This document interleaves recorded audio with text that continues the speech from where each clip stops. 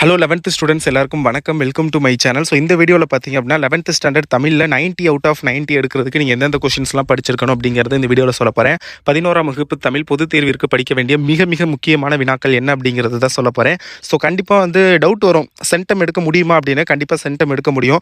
முன்னெல்லாம் பார்த்தீங்க அப்படின்னா லாங்குவேஜில் சென்டம் எடுக்க முடியாது, கண்டிப்பாக எப்படியாவது மார்க் கம்மி பண்ணிடுவாங்க அப்படிங்கிற மாதிரிலாம் நீங்கள் கேள்விப்பட்டிருப்பீங்க. பட் இப்போ அப்படிலாம் கிடையாது. லாஸ்ட் 2 வருஷமாகவே பார்த்தீங்க அப்படின்னா தமிழ்லையும் சரி இங்கிலீஷ்லையும் சரி சென்டம் எடுக்க ஆரம்பிச்சிட்டாங்க ஸ்டூடெண்ட்ஸ். அது இனிமேல் அதிகமாகணும் கண்டிப்பாக. ஸோ அதுக்கு நீங்கள் சென்டம் எடுக்கிறதுக்கு என்னென்ன படிச்சிருக்கணும், எந்தெந்த இம்பார்ட்டன்ட் கொஷின் படிக்கணும், குறிப்பாக சென்டம் எடுக்கிறதுக்கு எழுதுகிற முறை அப்படிங்கிறது ரொம்ப ரொம்ப முக்கியமானது. ஏன்னா 2 ஸ்டூடெண்ட் இருக்காங்க, 2 ஸ்டூடெண்ட் ஒரே கைடில் தான் படிக்கிறாங்க. But still way of writing வேறு மாதிரி இருக்கும் எக்ஸாமில். ஒரு ஸ்டூடெண்ட்டுக்கு 6 அவுட் ஆஃப் 6 அந்த 6 மார்க்குக்கு கிடைக்குது, இன்னொரு ஸ்டூடெண்ட்டுக்கு அதே ஆன்சர் தான் எழுதியிருக்காங்க, பட் 5 தான் போடுவாங்க. ஸோ அந்த மாதிரியும் இருக்குது. ஸோ அதுக்கெல்லாம் நீங்கள் என்ன பண்ணணும், மிஸ்டேக் எதெல்லாம் பண்ணக்கூடாது அப்படிங்கிறது இந்த வீடியோவில் சொல்கிறேன். ஸோ வீடியோ ஃபுல்லாக பாருங்கள். அண்ட் 11th ஸ்டூடெண்ட்ஸ் செம்மையாக சப்போர்ட் பண்ணுறீங்க எனக்கு. Thank you so much for your support. And மறக்காமல் இந்த வீடியோக்கு ஒரு லைக் பண்ணிடுங்க. அதை தான் நிறைய பேர் பண்ண மறந்துடுறீங்க. ஸோ வீடியோக்கு லைக் பண்ணிவிட்டு வீடியோ பாருங்கள். அண்ட் டிஸ்கிரிப்ஷனில் பார்த்தீங்க அப்படின்னா வாட்ஸ்அப் சேனல் லிங்க் கொடுத்துருக்கேன், அதில் ஃபாலோ பண்ணிக்கோங்க. வாட்ஸ்அப் சேனலில் ஜாயின் பண்ணிக்கிட்டிங்கன்னா அதில் நான் பிடிஎஃப்லாம் ஷேர் பண்ணுவேன் எக்ஸாமுக்கு. அண்ட் எக்ஸாம் முடிஞ்சோன்னா ஆன்சர் இருக்குல்ல, அதோட ஃபோட்டோஸ் நான் டேரெக்டாகவே அப்லோட் பண்ணிடுறேன். ஸோ அதனால் வாட்ஸ்அப் குரூப்பில் ஜாயின் பண்ணிக்கோங்க. அண்ட் மறக்காமல் சேனலை சப்ஸ்கிரைப் பண்ணிட்டு வீடியோக்கு லைக் பண்ணிடுங்க, ஓகேங்களா? அண்ட் பிடிஎஃப் லிங்க் நிறைய பேர் கேட்பீங்க, அதை நான் வாட்ஸ்அப் குரூப்பில் ஷேர் பண்ணுவேன் கண்டிப்பாக. டிஸ்கிரிப்ஷனில் நான் முடிஞ்ச பிடிஎஃப் லிங்க் கொடுக்குறேன். இப்போ வாங்க, எந்தெந்த கொஷின்ஸ் நீங்கள் படிக்கணும், 90க்கு 90 நீங்கள் எடுக்கிறதுக்கு எந்தெந்த கொஷின்ஸ் படிக்கணும் தமிழில். ஏன்னா ரொம்ப ஈஸியாக 90க்கு 90 எடுக்கலாம். அப்படி 90க்கு 90 எடுக்க முடியலாட்டியும் அட்லீஸ்ட் எல்லாருமே 90க்கு 85 மார்க்குக்கு மேலே எடுக்கணும். ஏன்னா தமிழ் அண்ட் இங்கிலீஷில் மார்க்கு கூட எடுத்தால் தான் உங்களால் டோட்டல் ஈஸியாக 500க்கு மேலே எடுக்க முடியும். ஸோ அதனால் தமிழ் இங்கிலீஷ் அசால்ட்டாக விட்டுறாதீங்க. இப்போ வாங்க என்னென்ன படிக்கணும்னு பார்க்கலாம். அண்ட் மறக்காமல் சேனலை சப்ஸ்கிரைப் பண்ணிக்கோங்க. First 14 one word. இந்த 14 ஒன்வேர்டில் பார்த்தீங்க அப்படின்னா மேக்ஸிமம் உங்களுக்கு 10லேருந்து 12 கொஷின் வரைக்கும் புக் பேக் தான் கேட்பாங்க. அதாவது புக்லேயே இருக்கும், புத்தக வினாக்கள், பலவுள் தெரிக அப்படின்னு சொல்லியிருக்கும்ல. ஸோ அதுலேருந்து தான் மேக்ஸிமம் கேட்பாங்க. 10லேருந்து 12 11 கொஷின் வரைக்கும் புக் பேக் வரும். ஒரு 2 அல்லது 3 கொஸ்டின் வேணும்னா புக்கு இன்சைடு கொஸ்டின் வர்றதுக்கு சான்சஸ் நிறையா இருக்குது. ஸோ அப்படி புக்கு இன்சைடு கொஸ்டின் என்ன மாதிரி கேட்பானா, அந்த நூல்வெளி புக்குக்கு ஒவ்வொரு லெசனுக்கு முன்னாடி நூல்வெளி அப்படின்னு இருக்கும். ஸோ அதில் ஏதாவது ஹைலைட் பண்ணி முக்கியமான ஹிண்ட்ஸ் கொடுத்துருப்பாங்க. ஸோ அதிலிருந்து கேட்க சான்சஸ் இருக்குது. அடுத்தது பார்த்திங்க அப்படின்னா அந்த புணர்ச்சி, பகுத உறுப்பிலக்கணம், அதெல்லாம் கேட்க சான்ஸ் இருக்குது. ஒரு வேர்டை கொடுத்துட்டு இதை எப்படி பகுபத உறுப்பிலக்கணமாக பிரிக்கிறது அப்படின்னு 4 ஆப்ஷன் இருக்கும். ஸோ அதில் கரெக்டான பிரிச்சிருக்கிறது எதுவோ அதை நீங்கள் சூஸ் பண்ணுற மாதிரி இருக்கும். ஸோ அந்த மாதிரி. அடுத்து இலக்கண குறிப்பு.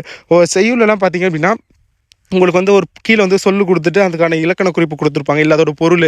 ஸோ அந்த மாதிரி இது புக் இன்சைடில் கேட்க சான்சஸ் இருக்குது.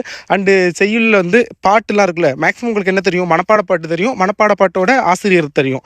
பட் அங்கே புக் இன்சைடு ஒன் வேர்டு கேட்கல, ஏதாவது மனப்பாடம் இல்லாத பாட்டு நார்மல் ஏதாவது ஒரு கொடுத்துட்டு செய்யுள் பகுதி கொடுத்துட்டு அதோடைய ஆசிரியர் யாருன்னு கேட்கலாம். ஸோ அந்த மாதிரிலாம் கேட்பாங்க. ஸோ ஒன் வேர்டில் 14க்கு 14 எடுக்கிறதுக்கு நீங்கள் புக் பேக் ப்ளஸ் இந்த டாபிக்ஸ்லாம் படிச்சிருக்கணும். ஸோ அதெல்லாம் நல்லா பார்த்துக்கோங்க. அடுத்தது அணி இலக்கணம். அணி இலக்கணத்தை பொறுத்தளவில் நீங்கள் என்னென்ன படிக்கணும் அப்படின்னு கேட்டிங்கன்னா, உருவக அணி நல்லா பார்த்துக்கோங்க. ஏன்னா அணி கண்டிப்பாக ஒன்று வரும். ஸோ அதை பொறுத்தளவில் உருவக அணி சான்றுடன் விளக்குகாது, வேற்றுமை அணி பார்த்துக்கோங்க, பிரிது மொழிதல் அணி, இது 3 அணியும் தான் ரொம்ப ரொம்ப முக்கியம். அதெல்லாம் நல்லா பார்த்துக்கோங்க. அந்த 5 மார்க் கொஷினில் நீங்கள் ஃபுல் மார்க் வாங்குறதுக்கு இதெல்லாம் படிச்சிருக்கணும் அணியில். அடுத்தது பார்த்திங்க அப்படின்னா தமிழாக்கம். உங்களுக்கு தமிழாக்கத்தை பொறுத்தளவில் இயல் 1, 2, 8வது இந்த 3 இயலில் உள்ள தமிழாக்கம், டிரான்ஸ்லேஷன், அதுதான் மேக்ஸிமம் இது வரைக்கும் எக்ஸாமில் ரிப்பீட்டடாக கேட்டுக்கிட்டே இருக்காங்க. ஸோ அதனால் இந்த 3 இயலில் உள்ளதை கொஞ்சம் நல்லா எல்லாத்தையுமே ஓரளவு பார்த்துக்கோங்க. பட் இம்பார்ட்டன்ட் கொஷின் கேட்குறவங்களுக்கு இந்த 3 இயலிருந்து அதிகமாக கேட்பாங்க. ஸோ அடுத்தது மொழித்திறன் பயிற்சியை பொறுத்தளவில் புக்கில் பேஜ் நம்பர் 20, 24, 54வது பக்கம் இதெல்லாம் நல்லா பார்த்துக்கங்க. இந்த பேஜ் நம்பரில் இருந்து தான் மேக்ஸிமம் இந்த மொழித்திறன் பயிற்சியிலேருந்து கொஷின் கேட்பாங்க.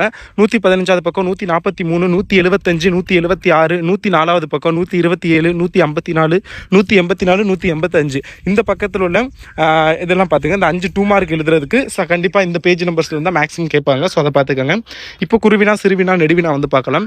குருவினாவை பொறுத்தவரை கொஸ்டின் நம்பர் 15லேருந்து 18 வரைக்கும் கேட்பாங்க, செய்யுள்ல இருந்து குருவினா. ஸோ அதுக்கு நீங்கள் படிக்க வேண்டிய கொஷின்ஸ், இனம் மொழி குறித்த ரசூல் கம்சதோ பார்வையை குறிப்பிடுக, ரொம்ப ரொம்ப முக்கியமான குருவினா. பாயிரம் பற்றி நீங்கள் அறியும் கருத்து, அது ரொம்ப ரொம்ப முக்கியமானது. ஏதிலியாய் குருவிகள் எங்கோ போயின, தொடரின் பொருள் யாது அது. அடுத்தது பார்த்திங்க அப்படின்னா வளருங்காவில் முகில் தொகை ஏறும், பொன்மாடம் எங்கு அதிர்ப்புகை நூறும், அடிக்கோடிட்ட சொல் குறிப்பிடுவது என்ன, அது பார்த்துக்கோங்க. ஸோ அடுத்தது காற்றின் தீராத பக்கங்களில் எதனை எழுதி சென்றது, காவடி சிந்து என்பது யாது, தமிழர்கள் புகழையும் பழியையும் எவ்வாறு ஏற்றதாக புறநானூறு கூறுகிறது, சீர்தூக்கி ஆராய வேண்டிய ஆற்றல்கள் யாவை, மருந்து எது, மருந்து மரமாக இருப்பவர் யார், மதீனா நகரம் ஒரு மாளிகை நகரம் என்னும் கூற்றினை உறுதிப்படுத்துக, சாழல் விளக்குக. ஸோ இதெல்லாம் ரொம்ப ரொம்ப இம்பார்ட்டன்ட். அடுத்தது உழைப்பாளர்களின் தோல் வலிமையால் விளைந்தன யாவை, இதெல்லாம் ரொம்ப ரொம்ப முக்கியமான செய்யுள் குருவினா. ஸோ நான் இதை கம்மி பண்ணியும் கொடுத்துருக்க முடியும், ஒரு 7 கொஸ்டின் 6 கொஸ்டின் மட்டும். பட் இது வந்து நீங்கள் வந்து 90க்கு ஒரு 80க்கு மேலே எடுக்கிறதுனா நான் கண்டிப்பாக கம்மி பண்ணி இதே எல்லாத்தையும் கொடுப்பேன். அதே மாதிரி இந்த மொழி பேச்சு தரல பேஜ் நம்பர் அதெல்லாம் கம்மி பண்ணி கொடுப்பேன். பட் இது வந்து 90க்கு 80க்கு மேலேயோ இல்லை 70க்கு மேலேயோ கிடையாது.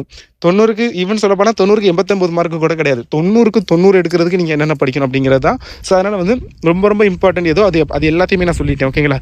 அடுத்து உரைநடை குறிப்பினாவை பொறுத்தளவில் பார்த்தீங்க அப்படின்னா பேச்சு மொழியை காட்டிலும்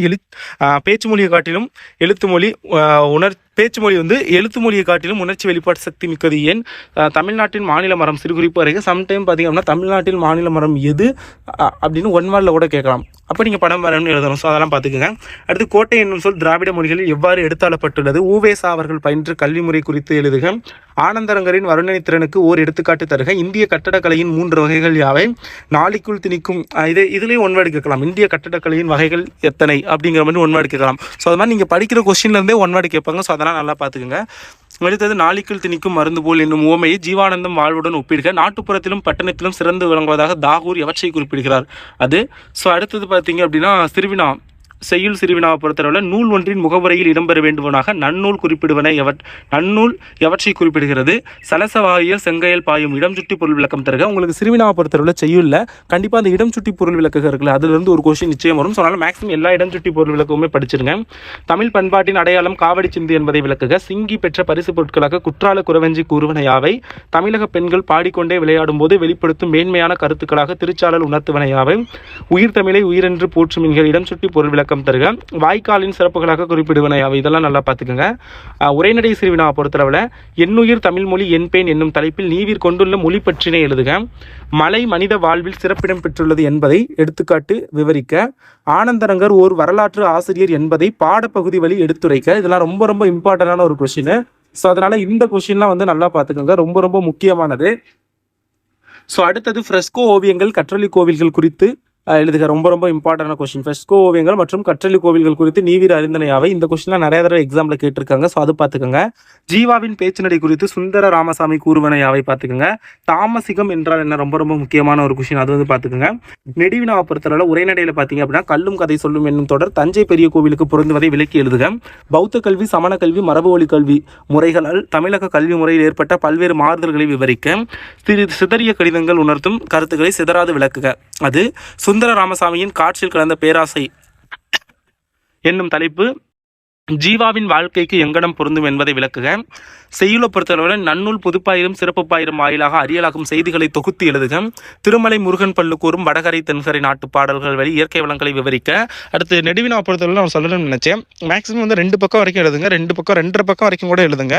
ஏன்னா நெடுவினா பொறுத்தளவில் வந்து அவங்க பேஜ் வந்து பார்ப்பாங்க. ஒரு சில பேர் வந்து நெடுவினா நோட்ஸில் சின்னதாக இருக்குன்னு வச்சுக்கோங்க, ஒரு பக்கம் தான் இருக்குது, அது உங்களுக்கு 1.5 பக்கம் வருதுன்னா அதோட 1.5 பக்கம் கூட ஓரளவுக்கு பிரச்சனை இல்லை. மேக்ஸிமம் ஒரு சில டீச்சர்ஸ்லாம் 6 மார்க் கொடுப்பாங்க. பட் ஒரு சில பேர் பார்த்தீங்கன்னா ஒரு பக்கத்துக்குள்ளே நெடுவினா முடிச்சிருவீங்க.